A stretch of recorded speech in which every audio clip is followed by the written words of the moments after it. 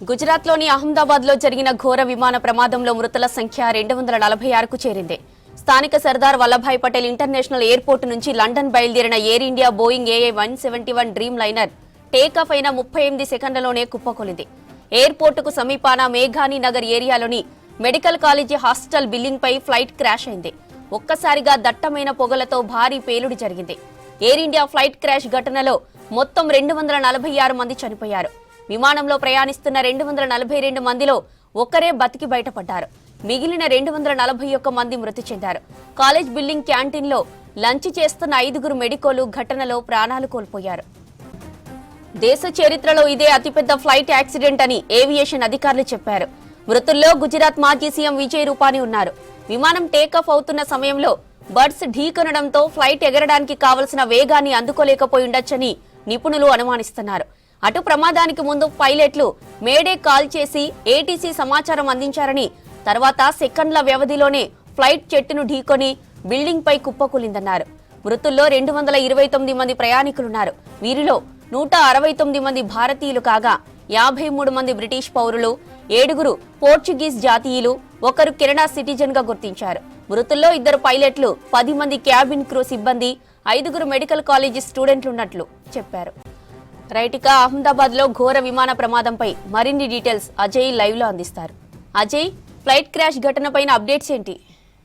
యజ్యోతి, భారతదేశ పౌర విమానయాన చరిత్రలోనే అతిపెద్ద విమాన ప్రమాదంగా అహ్మదాబాద్ సంబంధించిన ఫ్లైట్ సంబంధించిన యాక్సిడెంట్ని చెప్పుకోవాలి. దాదాపు 246 మంది మరణించారు. అంటే ఫ్లైట్లో 242 మందిలో కేవలం ఒక్కరు మాత్రమే బతికారు. అది కూడా రమేష్ విశ్వాస్ కుమార్ అనే వ్యక్తి 11A సీట్లో అతను ట్రావెల్ చేస్తున్నారు. సో ఫ్లైట్ టేక్ ఆఫ్ అయిన 38 సెకండ్లకే క్రాష్ అయిపోయింది. ఎయిర్పోర్ట్ పక్కనే ఉన్నటువంటి జీజే మెడికల్ కాలేజ్ సంబంధించిన బిల్డింగ్ లోకి దూసుకెళ్ళింది. సో ఈ ప్రమాదం పైన నిన్న ప్రమాదం జరిగినప్పటి నుండి కూడా చాలా వరకు ఈ ప్రమాదం పైన చాలా అనుమానాలు వ్యక్తమవుతున్నాయి. ఫ్లైట్ క్రాష్ వెనకాల ఉన్న అసలు మర్మం ఏంటి, అసలు కారణాలు ఏంటి అనే కోణంలో చాలా వరకు ప్రశ్నలు తలెత్తుతున్న అంశం అన్నమాట. సో నిన్న ఫ్లైట్ క్రాష్ అయిన తర్వాత ముందుగా గవర్నమెంట్ ఆఫ్ ఇండియా కూడా ముందు అక్కడ రెస్క్యూ ఆపరేషన్స్ పైన దృష్టి పెట్టింది. సో దాని తర్వాత దాదాపు 242 మంది ఫ్లైట్లో ఉండగా 241 మంది మరణించారు. కేవలం ఒక్కరు మాత్రమే బతికారు అనేది అఫీషియల్ గా చెప్పడంతో పాటు ఆ మెడికల్ కాలేజ్ సంబంధించిన బిల్డింగ్ సంబంధించి మెడికోల్ కూడా ఆ మెస్ లోకి ఈ ఫ్లైట్ దూసుకెళ్లింది. కాబట్టి అందులో ఆ మెస్ లో లంచ్ చేస్తున్న టైం సరిగ్గా మధ్యాహ్నం 1:38 ప్రమాదం జరిగింది. కాబట్టి ఆ టైంలో లంచ్ చేస్తున్న వారు మెడికోల్ కూడా 5 మరణించినట్లు ఇప్పటికైతే తెలుస్తుంది. సో వాళ్ళతోని కలుపుకొని ఆ విమాన ప్రమాద ఘటనలో దాదాపు మృతుల సంఖ్య 246కి చేరింది. అయితే ఈ ప్రమాదానికి సంబంధించి బర్డ్ హిట్ అనేది ముందు నుండి కూడా ఈ ప్రమాదం పైన పలు అనుమానాలతో పాటు కొన్ని ఏదైతే ఇటు ఏవియేషన్ సంబంధించిన నిపుణులు కూడా ఇలాంటి ప్రమాదాలు ఎందుకు జరిగే అవకాశం ఉంది అంటే ముందుగా చెప్పింది కూడా బర్డ్ హిట్ అయ్యే అవకాశం ఉంది. విమానం ఎప్పుడైతే టేక్ ఆఫ్ అవుతుందో అప్పుడు అక్కడ ఆ ప్లేస్ లో బర్డ్స్ రావడము, అది హిట్ చేయడం కావచ్చు, లేకపోతే ఆ బర్డ్స్ ఇంజన్ సంబంధించిన ఏరియాలో ఉండడం వల్ల కొంతమేరకు అది టేక్ ఆఫ్ అవ్వడం ఇబ్బంది, ఆ స్పీడ్ అందుకోలేక ప్రమాదాలు జరిగే అవకాశం ఉంటుంది. ఇదొక కారణం. అయితే డ్యూయల్ ఇంజన్ సంబంధించి 2 ఇంజన్లు విమానానికి ఉన్నప్పుడు ఒక ఇంజన్ ఫెయిల్ అయినా కూడా ఇంకో ఇంజన్ పైన దాన్ని ల్యాండ్ చేసే అవకాశం ఉంటుంది. కానీ సరిగ్గా మనం అహ్మదాబాద్ విమాన ప్రమాద ఘటనలో విజువల్లో చాలా క్లియర్గా చూడొచ్చు. మొత్తం కూడా గృహ నివాసాలు ఉన్నాయి. ఎయిర్పోర్ట్ పక్కనే జస్ట్ టేక్ ఆఫ్ అయిన తర్వాత ఆ పక్కనే ఆ గృహ నివాసాలతో పాటు భారీ భారీ బిల్డింగ్స్ ఉన్నాయి, వృక్షాలు ఉన్నాయి. సో అక్కడ ల్యాండ్ అయ్యే పరిస్థితి లేదు. సో అలాంటి పరిస్థితుల్లో మేడే కాల్ కూడా చేశారు. 3 సార్లు మేడే కాల్ చేసిన తర్వాత ఏటీసీ కూడా రెస్పాండ్ అయింది. ఏటీసీ తిరిగి ఎవరైతే పైలట్లు ఉన్నారో పైలట్లకు ఫోన్ మళ్ళీ ఆ పైలట్లను కాంటాక్ట్ చేసే ప్రయత్నం చేసినప్పుడు వాళ్ళు రెస్పాన్స్ అవ్వకపోవడము, అప్పటికే కమ్యూనికేషన్ కట్ అవ్వకపోవడంతో ఈ ప్రమాదం జరిగింది. అయితే ఈ ప్రమాదానికి సంబంధించి ప్రస్తుతం బ్లాక్ బాక్స్ అనేది ఉంటుంది. బ్లాక్ బాక్స్ లో చాలా క్లియర్ గా లాస్ట్ మినిట్ లో పైలట్ అండ్ కో పైలట్ ఏ విధమైన కన్వర్జేషన్ జరిగింది అనేది పూర్తిగా ఆ బ్లాక్ బాక్స్ లో ఉంటుంది. కాబట్టి ఆ బ్లాక్ బాక్స్ అనేది ప్రస్తుతం ఏవియేషన్ మినిస్ట్రీ ఏదైతే దర్యాప్తుకు ఆదేశాలు జారీ చేసిందో ప్రస్తుతం దర్యాప్తు బృందం కూడా రంగంలోకి దిగింది. కాబట్టి ఆ బ్లాక్ బాక్స్ అనేది కూడా ఈ ఘటనకు సంబంధించి దర్యాప్తులో కీలకంగా మారనుంది. సో దాంతోపాటు అటు పైలట్తో పాటు కో పైలట్ ఇద్దరు కూడా వెరీ ఎక్స్పీరియన్స్డ్ పైలట్స్ గానే చెప్పుకోవాలి. ఎందుకంటే అటు పైలట్ దాదాపు 8,200 గంటల పాటు ఫ్లైట్ సంబంధించి ప్రయాణము చేయగలడు, డ్రైవ్ చేయగలడు. దాంతోపాటు కో పైలట్ దాదాపు 1,100 గంటల పాటు కంటిన్యూస్ గా ట్రావెల్ చేసే అనుభవజ్ఞులు. సో ఇలాంటి వారు ఉన్నా కూడా ఈ ప్రమాదం ఎందుకు జరిగింది అనే అనుమానాలు తలెత్తున్నాయి. అది కూడా అహ్మదాబాద్ ఎయిర్పోర్ట్ నుండి జస్ట్ 38 సెకండ్లు టేక్ ఆఫ్ అయిన 38 సెకండ్లకే క్రాష్ అయిపోవడానికి గల కారణాలు ఏంటి అనేది పూర్తిగా పలు అనుమానాలకు తావిస్తున్న క్రమంలో ప్రస్తుతం ఏవియేషన్ మినిస్ట్రీకి సంబంధించి కూడా ఆదేశాలు జారీ చేశారు. ఇప్పటికే దర్యాప్తు చేయాలి అని ఆదేశాలు జారీ చేసిన క్రమంలో దర్యాప్తు బృందం కూడా రంగంలోకి దిగింది. దాంతోపాటు ఈ ప్రమాదంలో దాదాపు 61 మంది విదేశీయులు మరణించారు.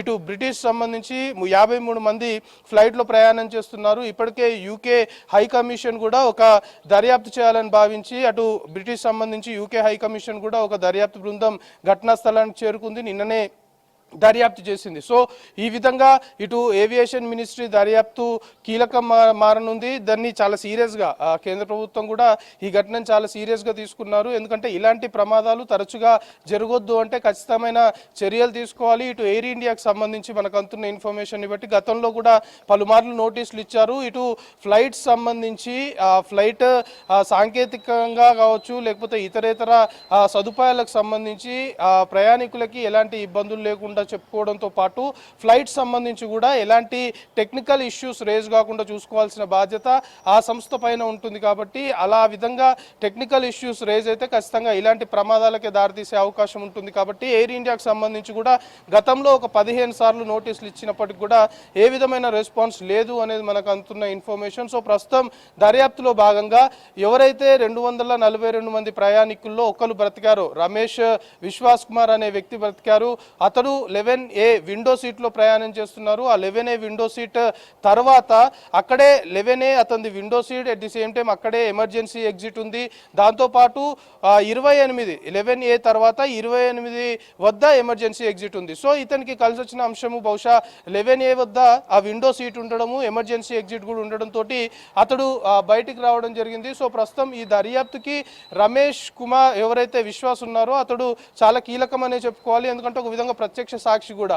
వన్స్ ఎయిర్ క్రాష్ అయ్యేటప్పుడు ఆ ఫ్లైట్లో పైలట్లు ఏ విధమైన కాల్ ఇచ్చారు, ఏ విధమైన కాషన్ ఇచ్చారు, ఏ విధంగా అలర్ట్ చేశారు అనేది చెప్పాలి అంటే ఖచ్చితంగా ఫ్లైట్లో ఉన్న రమేష్ అనే వ్యక్తి ఇప్పుడు బతికాడు ఈ ఘటనలో. కాబట్టి అతడు ఆల్రెడీ ట్రీట్మెంట్ తీసుకుంటున్నాడు. అతడి పరిస్థితి కూడా స్టేబుల్గా ఉందని ఇప్పటికే అహ్మదాబాద్ సిపి కూడా చెప్పారు. సో దర్యాప్తు బృందానికి రమేష్ స్టేట్మెంట్ కూడా ఈ వ్యవహారంలో చాలా కీలకంగా మారనుంది. దాంతోపాటు ఈ ప్రమాదంలో 241 మంది ఫ్లైట్లో ఉన్న 241 మంది మరణించగా అందులో గుజరాత్ మాజీ సీఎం విజయ్ రూపాని కూడా మరణించినట్లు ఇప్పటికే అఫీషియల్గా స్టేట్మెంట్ వచ్చింది. విజయ్ రూపాని తన కూతురు లండన్లో చదువుతుంది. సో ఆమెని చూడడానికి వెళ్తున్న క్రమంలో ఈ ప్రమాదం జరిగింది, అతడు కూడా మరణించాడు. సో ఈ ప్రమాద ఘటనకు సంబంధించి మాత్రము ఇప్పటికే అమిత్ షా ఘటనా స్థలానికి నిన్ననే చేరుకొని పూర్తి స్థాయిలో వివరాలు అడిగి తెలుసుకున్నారు. ఇటు కేంద్ర మంత్రి రామ్మోహన్ నాయుడు కూడా ఈ ఘటన పైన చాలా సీరియస్గా వెళ్తున్నాము, ఇప్పటికే ఏవియేషన్ మినిస్ట్రీ దర్యాప్తుకు కూడా ఆదేశించింది కాబట్టి వివిధ కోణాల్లో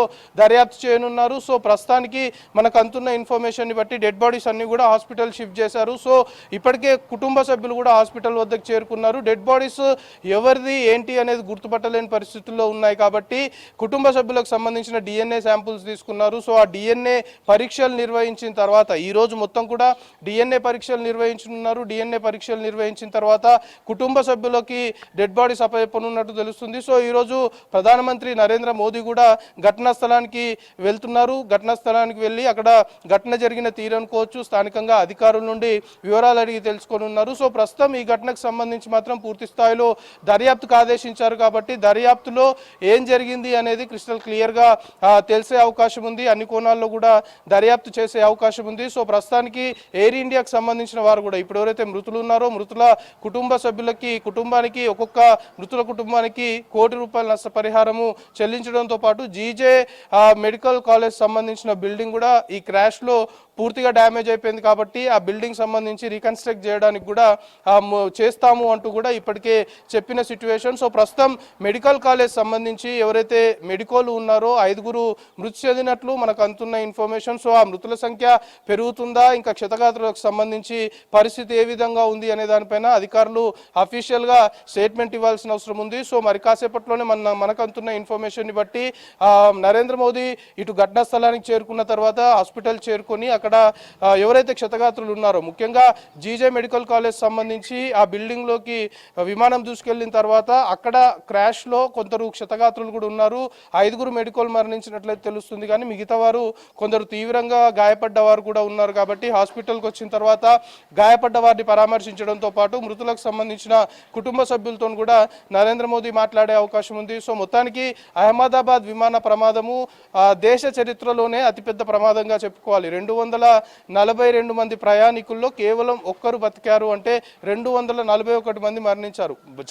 దాదాపుగా జరిగిన విమాన ప్రమాదాల్లో 10ల సంఖ్యలో మాత్రమే మరణాలు ఉండేవి, కానీ ఇప్పుడు 100ల సంఖ్యకు చేరింది. 241 మంది విమానంలో ప్రయాణిస్తున్న వారు మరణించగా బయట ఉన్న సివిలియన్స్ దాదాపు 5 మరణించారు. సో మొత్తానికి అహ్మదాబాద్ విమాన ప్రమాద ఘటనలో 246కి మృతుల సంఖ్య చేరింది. సో మొత్తానికి ఏవియేషన్ మినిస్ట్రీ కూడా దర్యాప్తుకు ఆదేశించింది. కాబట్టి ఓవరాల్గా ఈ ఘటనకు సంబంధించి అన్ని కోణాల్లో కూడా దర్యాప్తు చేసి ఎవరి తప్పిదం వల్ల ఈ ఘటన జరిగింది, నిజంగానే సాంకేతిక లోపం ఏర్పడిందా, లేకపోతే బర్డ్ హిట్టా, లేకపోతే మానవ తప్పిదమా, ఇతర కోణాలు ఉన్నాయా అనే యాంగిల్లో అన్ని ఆస్పెక్ట్స్లో కూడా దర్యాప్తు చేయనున్నారు. కేంద్ర ప్రభుత్వం కూడా ఈ ఘటనను చాలా సీరియస్గా తీసుకుంది. కాబట్టి ఖచ్చితంగా అన్ని కోణాల్లో కూడా దర్యాప్తు చేసి దీనికి కారణాలు ఏమై ఉంటాయి, ఒకవేళ దీనికి ఎవరు బాధ్యులు అనేది తేలితే మాత్రం ఖచ్చితంగా వాళ్ళపైన చర్యలు తీసుకుంటాము అనేది ప్రస్తుతం మనకు అందుతున్న ఇన్ఫర్మేషన్. జ్యోతి.